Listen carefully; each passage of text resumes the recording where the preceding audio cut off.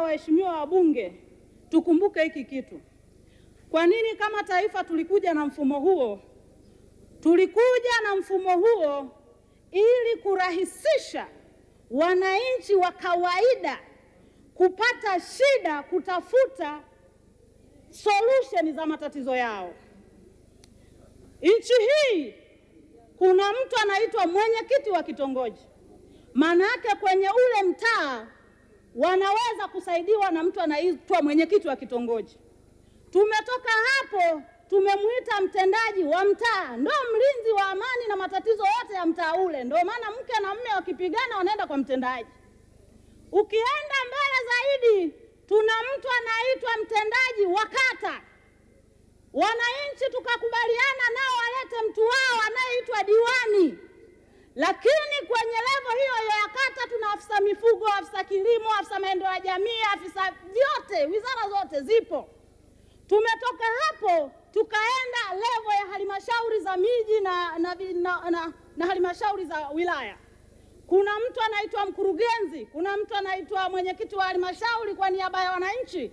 Kuna idara zote na zinaongozwa na watu wanaitwa wakuu wa idara. Mheshimiwa Naibu Spika, tumetoka hapo tumeenda level ya kitaifa. Tumeenda mkoani, wilayani kuna DC na kamati yake yote ya wilaya.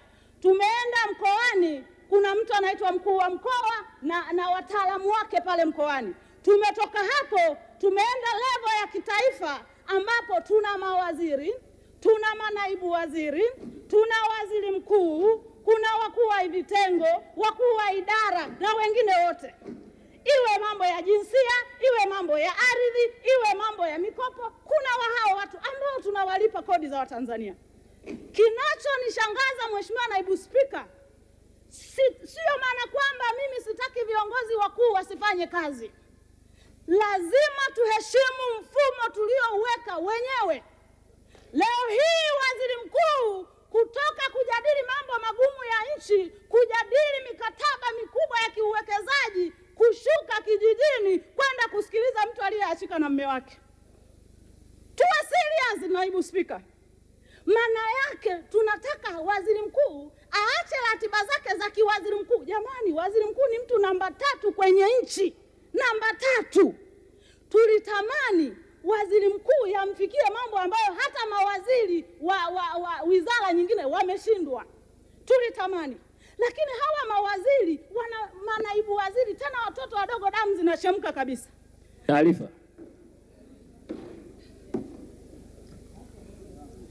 Mheshimiwa Spika, Mheshimiwa sijakuruhusu. Mheshimiwa Sigrada, una taarifa kutoka Mheshimiwa Naibu Waziri Ofisa Waziri Mkuu TAMISEMI. Mheshimiwa Dr. Jafari. Asante sana Mheshimiwa Naibu Spika, napenda kumpa taarifa mzungumzaji dadangu Sigrada. Mheshimiwa Naibu Spika, Mheshimiwa Waziri Mkuu anajenga mahusiano na Watanzania, anajenga mahusiano na wapiga kura wote wa nchi hii. Kwa hiyo nampa taarifa mzungumzaji kwamba Mheshimiwa Waziri Mkuu anachokifanya ni lazima aende akasikilize, na anafundisha Mheshimiwa Waziri Mkuu katika ziara zake kwamba namna gani ya kuwasikiliza wananchi wa Tanzania. Na katika ziara zile tunakuwa na viongozi mbalimbali, tunakuwa na wakurugenzi wa halmashauri, nao wanapata somo namna gani ya kuwasikiliza Watanzania na kuliweka taifa pamoja. Kwa hiyo yeye analoliona ni dogo, mzungumzaji, kule kwa wananchi ni kubwa. Liwe la changamoto ya $100,000 labda malipo ya mafundi, liwe changamoto kama ni na yale makubwa ya kisekta tunakuweko kule, manaibu waziri wizara mbalimbali, mawaziri mbalimbali ambao tunachukua yale makubwa ya kisekta. Kwa hiyo nampa taarifa mzungumzaji kwamba ziara ambazo Mheshimiwa Waziri Mkuu amezianzisha na anaendelea kuzifanya zinaleta matumaini makubwa na zinaongeza mahusiano kati ya wananchi na serikali yao. Mheshimiwa Naibu Spika, naomba kuwasilisha. Asante Mheshimiwa Sigrada, taarifa hiyo unaipokea? Inanisikitisha sana kaka yangu, Mungu amembariki, pia ni handsome. Mheshimiwa Naibu Spika, hajaelewa hoja yangu. Hoja yangu Mheshimiwa Naibu Spika, Mheshimiwa siipokei, lakini pia tumuonee huruma waziri mkuu. Huyu waziri mkuu mnayesema anatengeneza mahusiano, nchi nzima atatengeneza mahusiano mangapi? Huyu waziri mkuu ambaye mnasema anaenda kuongea na wakurugenzi, rais aliteua mkurugenzi ambaye hajitambui mpaka asubiri waziri aje muelimishe. Mbona tunapigia makofi vitu ambavyo logically vinagoma waheshimiwa? Taarifa mheshimiwa. Naendelea. Taarifa Mheshimiwa Mwenyekiti. Mheshimiwa Sigrada, taarifa kutoka Mheshimiwa Dr. Chaya.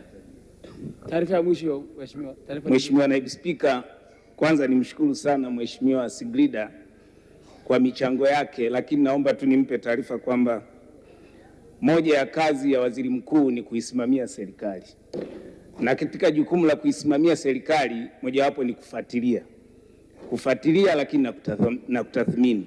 Kwa kile anachokifanya Mheshimiwa Waziri Mkuu ni sehemu ya majukumu yake, lakini anafanya vile kwa ajili ya vile kutufundisha sisi wengine kwamba hivi ndivyo ambavyo tunatakiwa kuisimamia serikali.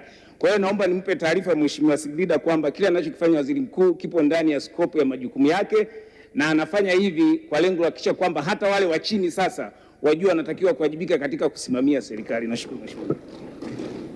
Asante Mheshimiwa Sigrada, taarifa hiyo unaipokea? Asante Mheshimiwa Naibu Spika, siipokei, lakini namuonea huruma waziri mkuu kwa sababu atafika amechoka sana. Mpaka 30